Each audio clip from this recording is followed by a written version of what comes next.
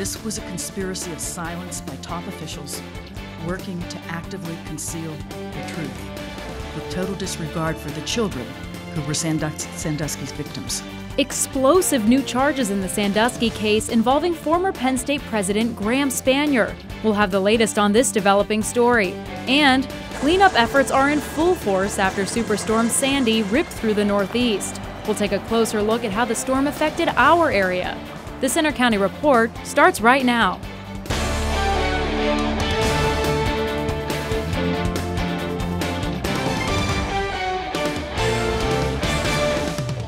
Welcome to the Center County Report. I'm Janisko. And I'm Jeff Lowe. This afternoon, two former Penn State administrators will be in court on new charges in the Jerry Sandusky case. It's part of a new round of allegations that include criminal charges against former university president Graham Spanier. Reporter Adrian DiPiazza has the latest. Today, former Penn State officials Tim Curley and Gary Schultz head to court to hear more charges related to the alleged cover-up of child sex abuse at Penn State. Graham Spanier, who was president of Penn State for 16 years, had avoided charges since the scandal broke, until yesterday. This was not a mistake by these men. It was not an oversight. It was not misjudgment on their part. This was a conspiracy of silence by top officials working to actively conceal the truth, with total disregard for the children. All three men now face counts of conspiracy, obstruction of justice, and endangering the welfare of children, along with counts of failure to report and perjury. For the past year, former President Graham Spanier has been a tenured professor at Penn State. But in light of these recent charges, Penn State has announced that he will be placed on leave effective immediately. Spanier maintains his innocence and claims the charges against him are a result of personal tension between himself and the Pennsylvania governor. Governor Corbett has made no secret of his personal hostility toward Dr. Spanier, as many witnesses will attest. And he is now manipulating public officials and public resources to settle a personal score. State Commissioner Frank Noonan says this should be the last time there is a situation like this one. The reputation of an organization has been put before the welfare of these children.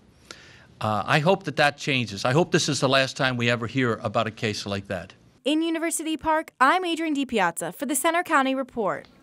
Mike McQuarrie's attorneys are asking a judge to deny a motion filed by Penn State to delay his whistleblower lawsuit against the university.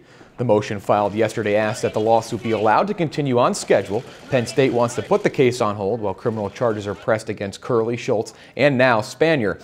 The university argued it would be severely prejudiced if the suit was allowed to move forward while criminal proceedings are ongoing.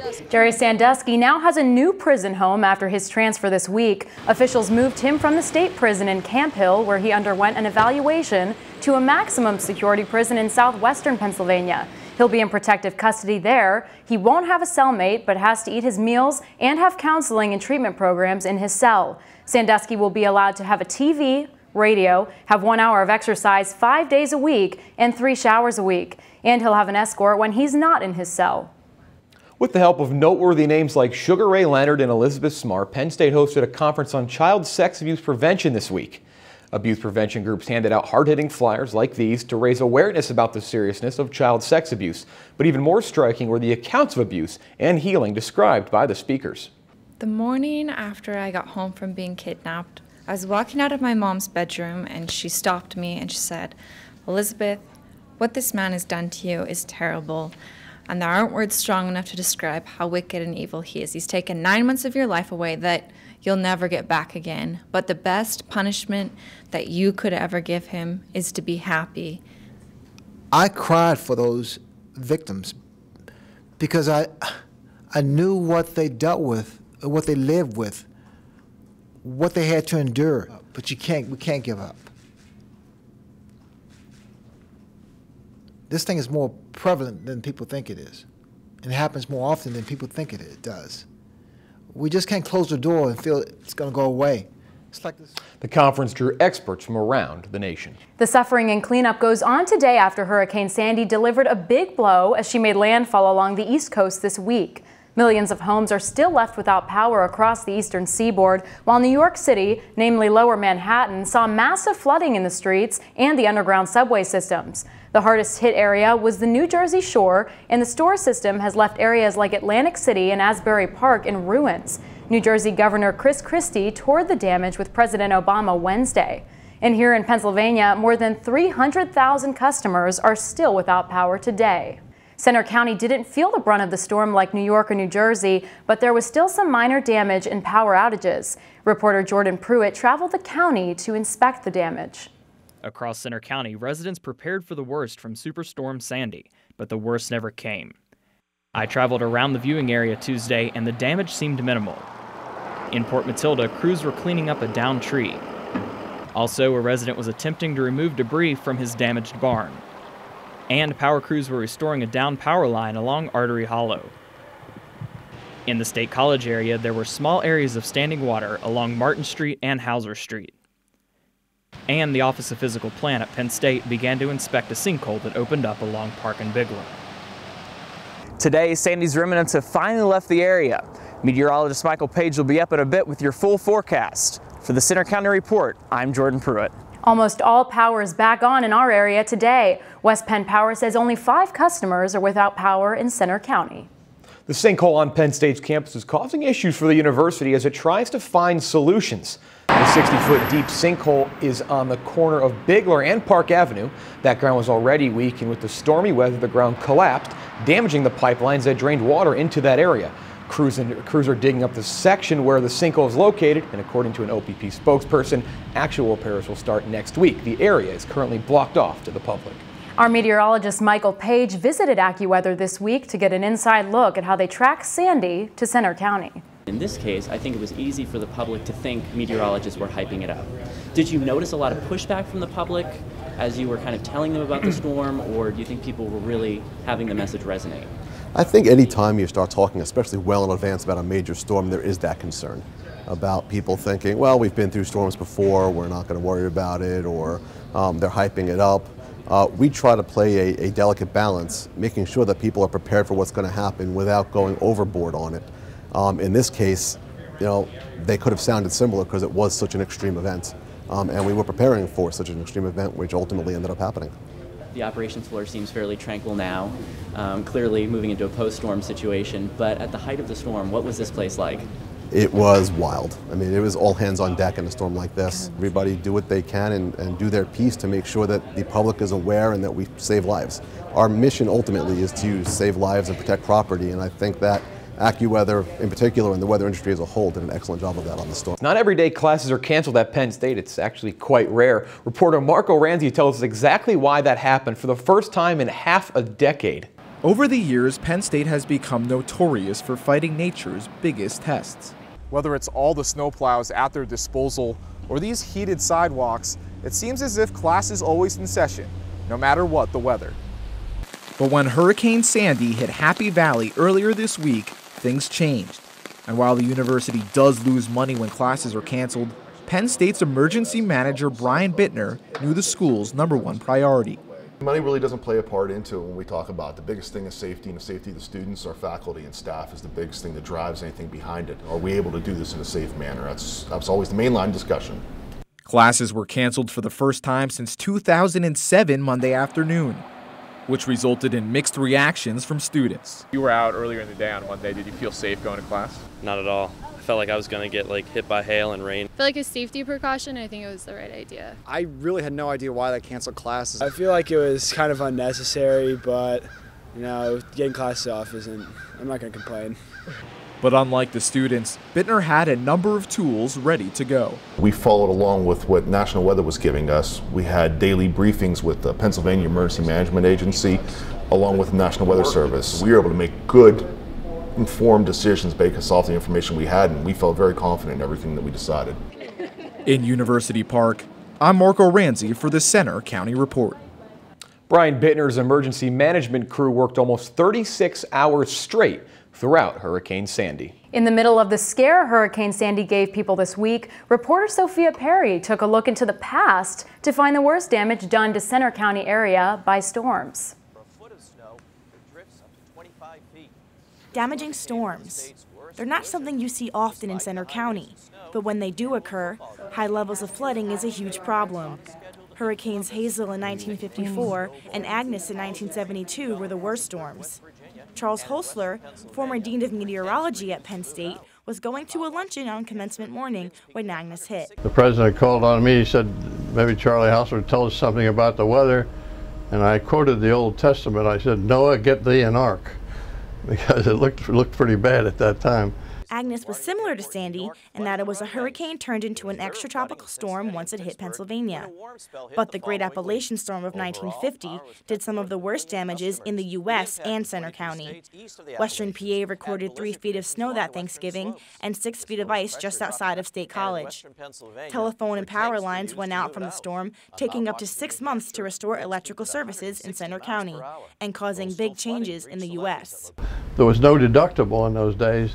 And the largest number of insurance claims in the history of the United States were made after that Thanksgiving Day storm in 1950.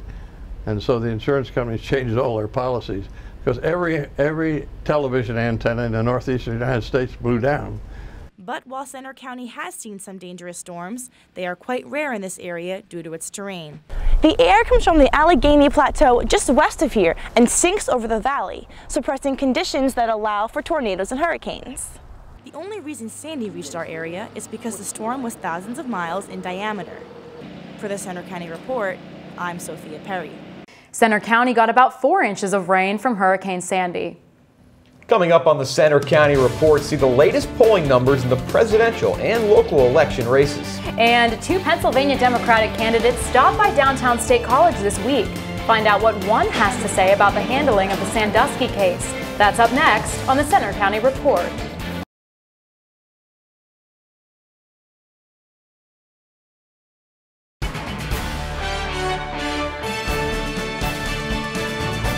It's only 4 days till Election Day. Democratic candidate for State Attorney General Kathleen Kahn made a campaign stop in State College this week. Kahn greeted supporters Wednesday at Irving's Cafe on College Avenue, talking about the issues she would address if elected Attorney General. Public corruption destroys our trust in our government. It takes away our resources, and quite frankly, we don't get our money's worth. I mean, we hire people to do a job, and they should do the jobs. Kahn also said she wants to investigate former Attorney General and current Governor Tom Corbett's handling of the Jerry Sandusky case. I specialized in the prosecution of child sexual abuse cases. I have never used a grand jury. I think that the inappropriate amount of resources were put onto the case. I think we need to fix the problem if there was one, and we need to find the truth, and then we need to heal and move on. Kahn is running against Republican David Freed in Tuesday's election.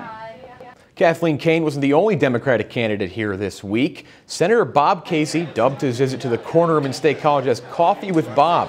He spent the time visiting tables and talking about everything from the expected politics to the weather. He's running against Republican Tom Smith on Tuesday. Some new election polls are out. In the latest release from the Washington Post ABC, 49% of likely voters chose Democrat Barack Obama, while 48% are with Republican challenger Mitt Romney. In that Pennsylvania Senate race, according to a Franklin and Marshall poll, incumbent Bob Casey leads Tom Smith by a comfortable margin, although 1 in 7 voters remains undecided at the moment. Casey has 48% of voters, while Smith has 39%. On election night, the Center County Report will have live coverage for you all night long on our local races. We'll bring you live TV updates at the top of every hour and on the half hour here on Com Media HD 98.1 starting at 8 p.m. Plus real-time results on Twitter at Center County REP and updates on our Facebook page and our website, centercountyreport.com. The new initiative for the University Park Airport will be to go green with the help of new funding from the Federal Aviation Administration. The airport is the 13th in the country and the first in the state to develop this program. The 18-month plan provides the airport with $217,000 to address sustainability. The plan will help with takeoffs, landings, types of aircraft, and passenger demand. The University Park Airport will work with Penn State in their campus sustainability office on the project. There's good news today about Penn State cheerleader Paige Rocky, who survived a 5-story fall from an apartment window in State College. She's now out of an intensive care at Tuna Regional Health System and in rehabilitation. A family spokesman who visits Paige every other day says she's been able to move her eyes, extremities, and smile. Rocky broke her pelvis and suffered brain trauma from the 39-foot fall last month. The spokesman says the next steps are continuing to move her arms and legs and waiting for her to speak. Well, that's good news for Paige. Unfortunately, I don't have much good news to deliver in terms of weather. This weekend will be rather cloudy and certainly chilly for the next several days, running a good 5 to even 10 degrees below normal in some cases. Remember, we are falling back this weekend, Saturday night, pick up an hour's worth of sleep, and then by next week, we're actually already watching another coastal storm. Nothing like what we saw with Sandy, but still something that will be moving towards a very vulnerable area of the country right now. 41 degrees is what we have midday here in State College, lots of clouds, but notice the wind chill with a breezy wind out of the west makes it feel like 34 degrees. That's downright wintry in some cases. Today we're only bound for about 45 degrees, 53 the average, so nowhere near that unfortunately, and I think that's the trend for the next couple of days. We don't have too much precipitation to talk about though, just a couple of random spritzes here or there dotting the Commonwealth. That will be true of the rest of today and even tomorrow as well. Lots of clouds, high temperatures generally speaking in the 40s for this afternoon. But all eyes then turn to the coastline for next week. That's when we start looking at this coastal storm that will be developing off the Carolina coastline again. Another dip in the jet stream to sort of tug it northward. Does it take an inside track and bring us some rain midweek, or does it swing out to sea? Right now we'll slice it right down the middle and bring the chance of showers into your forecast by midweek. But notice before then, temperatures stay in the 40s, more sunshine for the first portion of the week, including Election Day. But again, fall back this weekend. Don't forget that. That's all for weather. We'll be back next week. Coming up next in sports, 2 Penn State teams take the field today vying for Big Ten titles. We'll have the latest. Plus, Nittany Lion football looks to bounce back into the win column in West Lafayette. We have a preview of tomorrow's matchup right after this.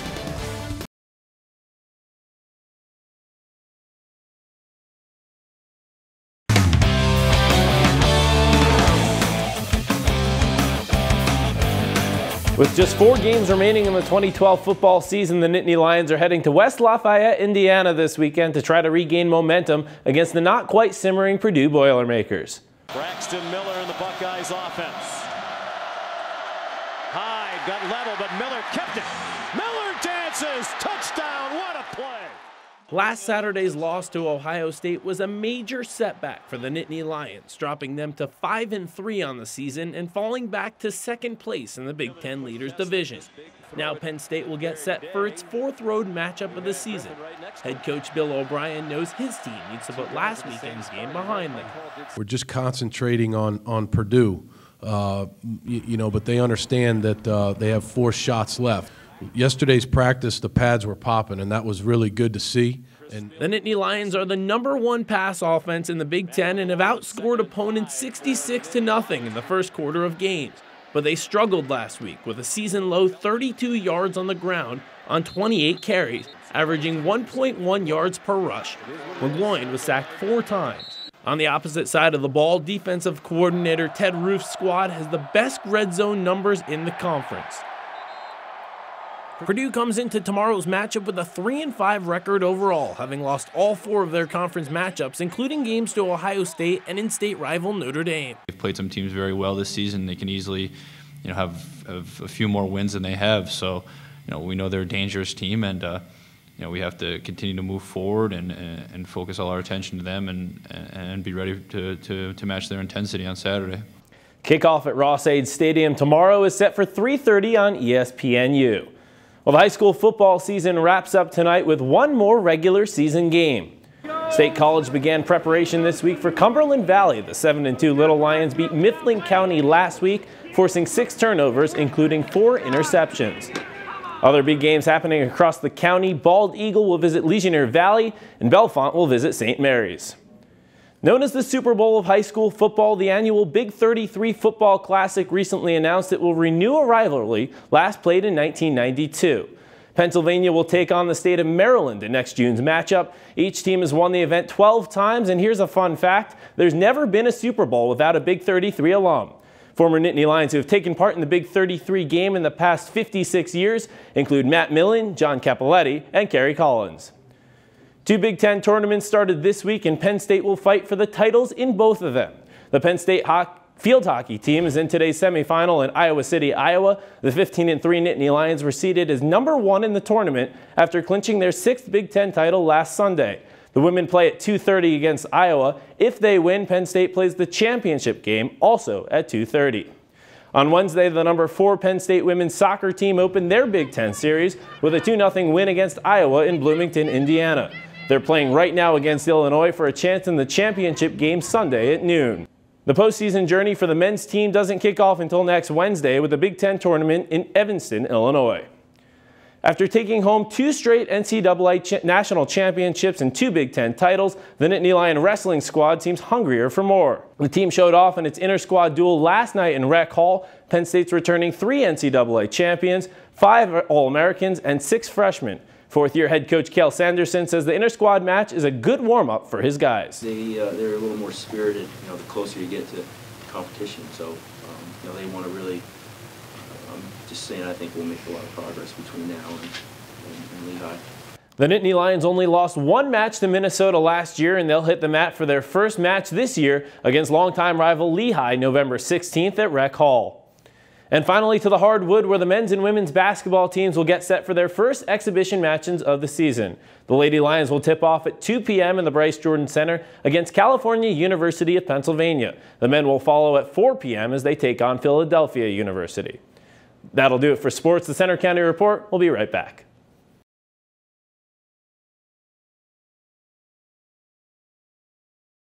Good news. This Sunday, you'll be able to get an extra hour of sleep. You can thank Daylight Savings for that. That's because Daylight Savings ends this Sunday, November 4th. Don't forget to turn your clocks back an hour and enjoy that extra rest. Of course, that also means it'll start getting dark an hour earlier as we head toward winter. That's all for today's Center County Report. For more news, go to our website, centercountyreport.com. You can also follow us for breaking news on Twitter at Center County REP and check us out on Facebook as well. Have a great weekend, and we'll see you here on Tuesday night for live coverage of Election Day 2012.